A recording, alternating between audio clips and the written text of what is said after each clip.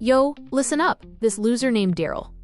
Right? Dude's basically magicless, like a total scrub. His old man, like, vanished into thin air while getting milk, so he was raised by this demon general, Granvaza. Talk about a rough childhood. But get this new general, Beshboza, this total jerk, kicks Daryl out of the demon army. Can you believe it? So this dude's all like, WTF am I gonna do now? And ends up stuck in some lame human village. But here's the twist.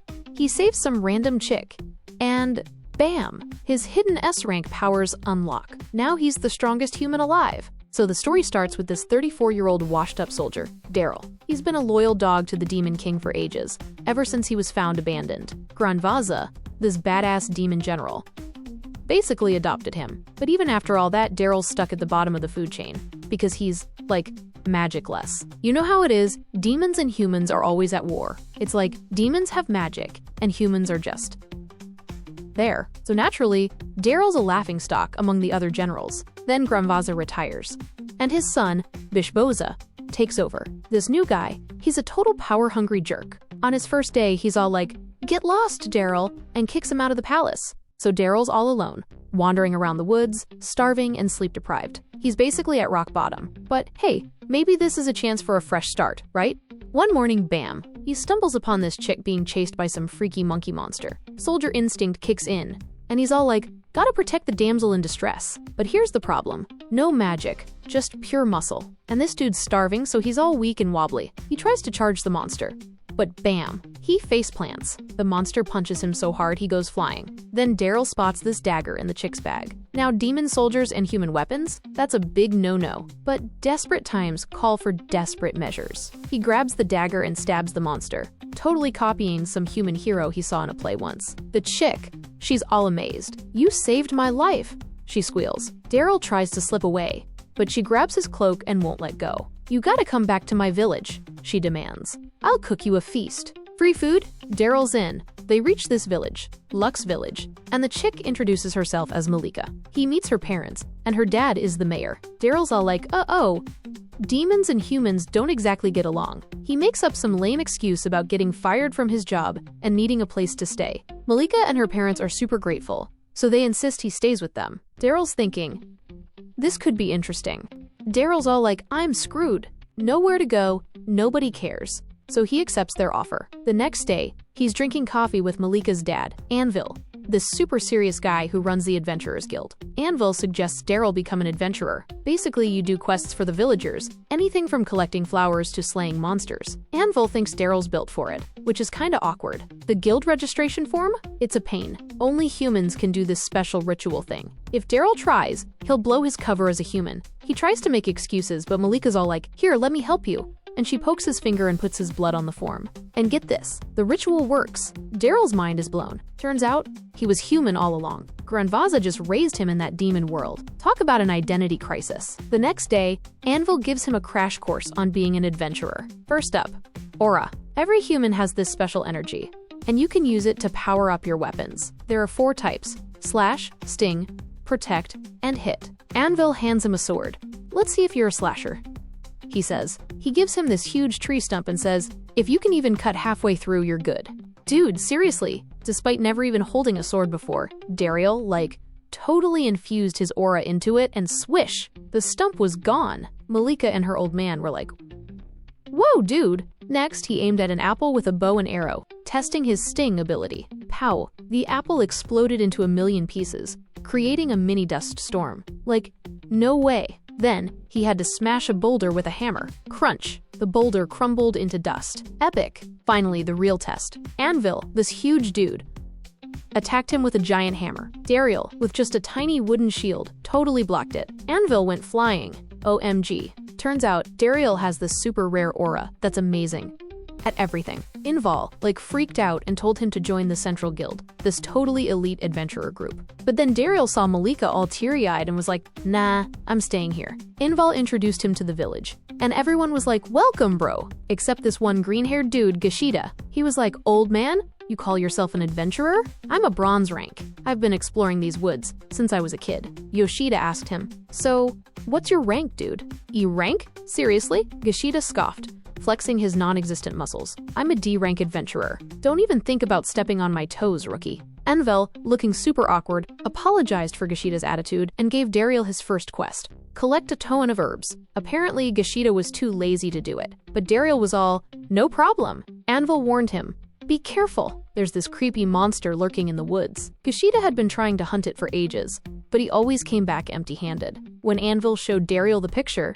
his eyes widened. OMG, that's the monster I fought. He remembered saving Malika from it, so he accidentally completed his first quest without even trying. The next day, the guildmaster made Gashida thank Dariel. Gashida was like, "No way, this is so embarrassing." He grabbed a random quest, looking super flustered, and ran off like a madman. Dariel and Malika went into the woods. Malika was like a total pro. She was jumping over logs and climbing trees like a ninja. She told him she always dreamed of being an adventurer. She was in the woods that day because an old lady was sick, and Gashida was too lazy to get the herbs. What a slacker. They finally reached the herb spot. First up, the herd's beyond belief, Dariel declared. Suddenly, Malika spotted deer tracks. "Dinner," she exclaimed, eyes gleaming. They followed the tracks, but this deer was no ordinary deer. Its eyes glowed red. The deer leaped into the air, landing far away. They saw it fighting a giant spider. Malika, totally hyped, pulled out her dagger. "Let's do this." With Dariel's help, they defeated both the monster deer and the giant spider. They brought the meat back to the village, and Gashida, seeing his spotlight stolen again, started crying like a baby. Days passed, and Dariel settled into village life, but Gashida still wouldn't work with him. One day, Dariel found Anvil looking super stressed. "There's this super dangerous monster,"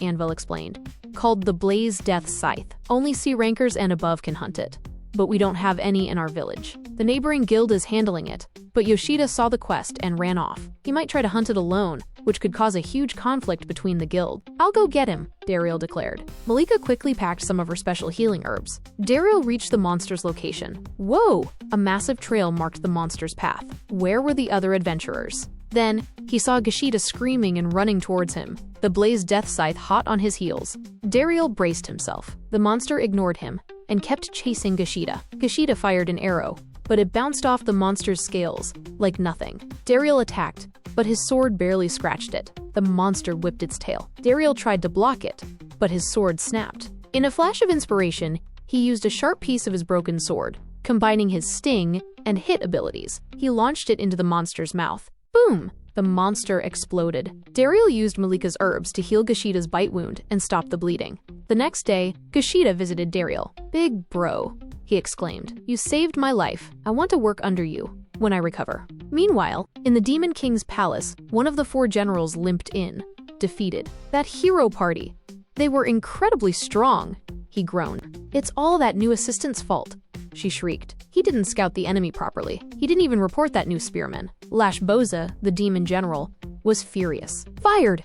he roared. This was like the 4th or 5th assistant fired since Dariel's dismissal. One of the generals, Doroy, piped up, "Maybe we should rehire Dariel? He was always amazing at his job, super skilled in strategy, and he even took care of everyone's health." Lashboza's face turned red. "No way. I hate that guy." Meanwhile, Dariel asked the mayor, "Why are there so many empty houses?" The mayor sighed. "It's the mithril mine. It's this super rare metal, used by both humans and demons, to make OP weapons and magical gear. This caused a huge war, and Lux Village was right in the middle of the trade route. We got rich, but then the demons took over the mine. Now we're slowly dying." Dariel decided to sneak into the mine. He knew the place well from his old job. He put a crate over his head and walked through the gate. Weirdly, there was no security. "Whoa? No soldiers?" Dariel wondered. "Who's in charge now?" He yelled into the mine shaft.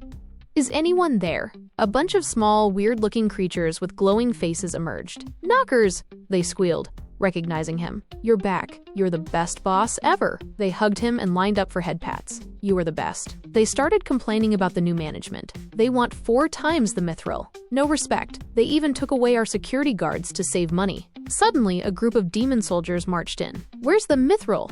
the new commander roared. "It's late." The knockers begged for mercy, but the commander threatened them. "Get it done by tomorrow, or you'll face the consequences." One of the knockers, fed up, smacked the commander on the head. "No more." The commander went berserk. "Kill them all." The knockers were terrified. This was bad. Dariel, realizing he had to act, threw a spade at the spellcasting soldier. He appeared in front of the knockers, wearing a mask to hide his identity. "Let's fight," he declared. "Stand down," Dariel shouted. "I won't pursue you if you leave." The commander just laughed. over my dead body." The soldiers started chanting, preparing their spells. Daryl knew they needed to concentrate, if he could break their focus. Suddenly, a knocker tried to attack a soldier who was almost done with his spell. "No," Daryl yelled, but it was too late. But then, the soldier kicked the knocker back. Daryl was surprised. These soldiers, just like him, had a code of honor. "Stop," Daryl yelled. "They're civilians. You'll become murderers." It seemed to work. But then,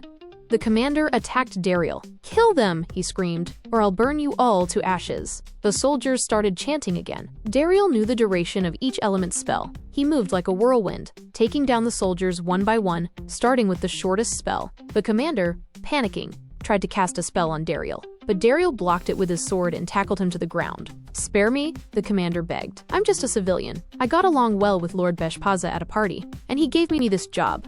Prepare your eyeballs for a barrage of cringe, cause I'm unleashing a whole lot of vids just like this one. See ya in the next one, Baka. 100 likes, and I'll unleash the next chapter of this glorious train wreck."